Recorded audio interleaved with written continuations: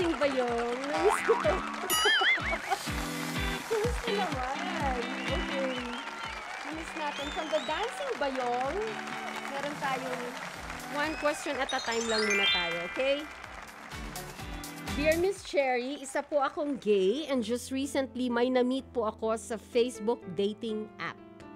Naging okay naman kami dahil nag-click kami kaagad. Sa ngayon, 6 months na po kami pero ang label namin, situationship. Alam mo, this is a word that I don't really know.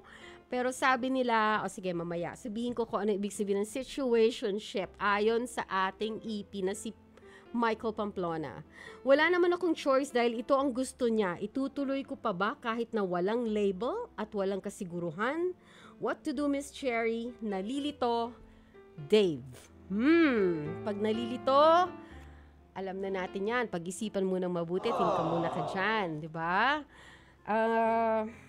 Ang masasabi ko lang sa situationship, it's a relationship pala na walang label. You know?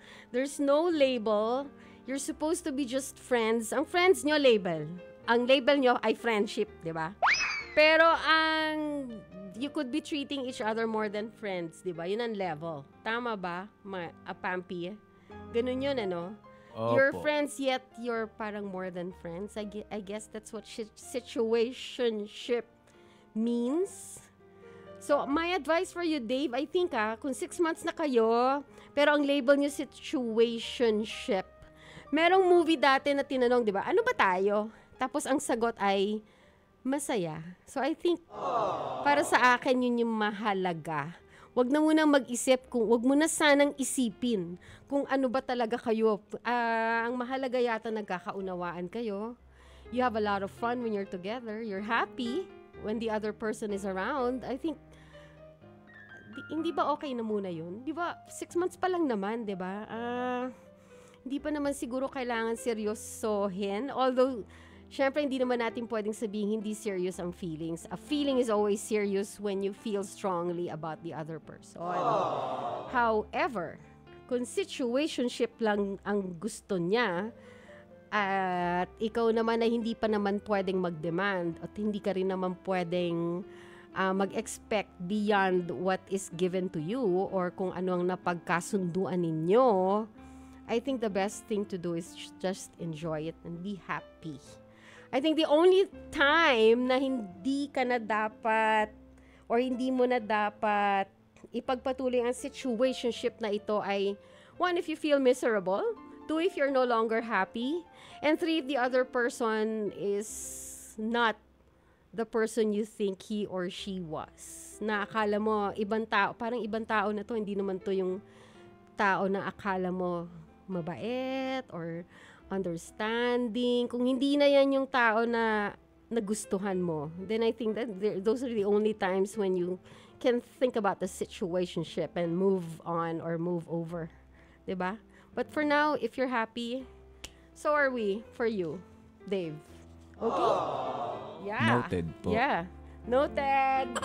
Okay, let's go to letter number 2 for the night. Dear Miss Cherry, what to do? May office mate po kaming kinaiinisan. Masyado siyang maingay. Kahit oras ng trabaho, masyadong sumbungera sa boss kahit na maliliit na bagay lang. Palaging hinahanapan ng mali ang iba kahit na nagkakamali naman siya sa trabaho. Minsan na namin siyang sinabihan tungkol sa mga ginagawa niya pero siya pa ang umiyak at pa-victim.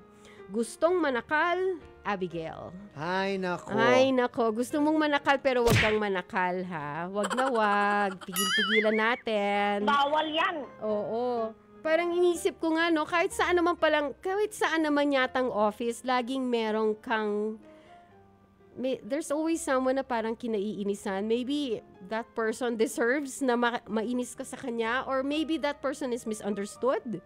May mga bagay na ginagawa dahil may pinanggagalingan, maybe in the past, sa childhood niya, sa pagkabata niya, sa pagpapalaki sa kanya. Hindi natin alam kung bakit ganun siya mag-behave sa trabaho. Pero I guess the best thing to do is to just understand that person. It's not your problem anymore. It's that person's problem anymore pag hindi siya pinansin ng mga kasamahan niya. But then again, be civil. Nasa workplace kayo wala naman kayo sa labas You're not expected to be friends with everybody at the workplace. It's a bonus pag meron kang natagpuan na kaibigan mo na you trust, na makakapalagay ang loob mo, na parang pwede mong pagsabihan ng mga problema or but all things considered, this is a workplace. So, you're expected to work. So, kung kinaiinisan nyo yan, pero ginagawa naman ang trabaho niya, hayaan nyo na kung sumbongera. Hayaan nyo na kung pa-victim. Lambutin na yan. Wala kasing batas na parang pwedeng sabihin na, di ba, magprotesta o mag-alsabalutan pag may ganyang kaopisina. Kasi, nandito tayo para magtrabaho. Nandito ka, dahil katrabaho mo siya. Kung maingay, mag-headphones ka na lang. But then again, baka mamaya pagka nawala siya, ma-miss nyo. Minsan yung mga kinaiisan, nami-miss yun. I hope you just look back to this episode or to this person one day and say, uy, nakaka-miss din or matatawa ka na lang. Ganun na lang yun. Kasi kung hindi ka naman sinasaktan personally, at trabaho lang naman ang kanyang papel sa buhay mo, sige na lang. Kasama na lang yan sa trabaho. Diba? Yun na lang yun. Okay? Lambutin na yan. Oo nga. Okay. Ang ating katanungan, tanong bayong number 3 ay, Dear Miss Cherry, may pinsan po akong mahilig humingi ng advice sa kanyang love life. Pinapayuhan naman namin siya pero hindi naman niya sinusunod. Di ba gano'n naman talaga? Lagi pa rin siyang martir sa love life dahil paulit-ulit lang ang nangyayari at paulit-ulit pa rin ang advice namin sa kanya. Daig na po namin ang sirang plaka. What to do sa pinsan naming ganito? Daig pa ang class advisor, Heidi. Talaga namang ganyan lang ang papel natin sa mga taong nai-in love, di ba? Kung kaibigan ka man o pinsan, kapatid ka man ng taong ito, the best thing to do lang is to listen. Hindi naman sila nagsabing anong gagawin ko para sundin yung sinasabi mo. They just want to air whatever problems they have at the moment. Bukas magbati na naman yan. Bukas masaya na naman siya pag nagkasunduan na sila. So, ang magagawa lang natin ay makinig. Hindi totoo na pinapakinggan ka niya. Gusto lang niya na may kausap. But then again, one day, kung talagang malungkot na siya sa sitwasyon dahil hindi na sila magkasundo, malay mo naman lahat ng in-advise nyo ng paulit-ulit ay na nakatatak din pala sa utak niya. May isip din niya yan when the time comes, when the need arises. I think all of your advice will not go to waste. Hindi masasayang. I'm sure nasa database naman niya yan. Hindi pa lang niya kailangan gamitin ngayon, hindi pa niya kailangan i-apply sa buhay niya ngayon. Dahil siguro, at despite all the supposed problems na nirereklamo niya sa inyo, masaya siya Merong kaligayahang binibigay yung mahal niya na hindi niyo mabibigay. Diba? So, dyan lang muna kayo. Watch lang kayo dyan. Alalay na lang pag kailangan. But for now, intindihin na lang nyo. In love nga Ano magagawa nyo doon? Diba? Noted po. Yeah.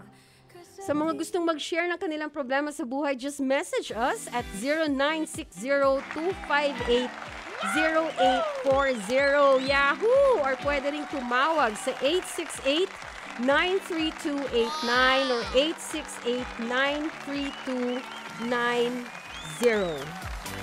Mga kapatid! Dito tayo sa totoo. O, yan yun yung boses. Pagbigyan nyo na, minsan lang naman yan. Siyempre, dito tayo sa True FM, hindi ba? Like, share, subscribe, follow ang ating mga social media accounts, ha? At True Network PH. Yun lang ang keyword na hahanapin nyo. TRUENETWORK PH. O, like, share, follow, subscribe para bongga talagang levels natin sa FB, sa IG, sa X na dating Twitter, sa YouTube and TikTok, pati na rin sa mga podcast.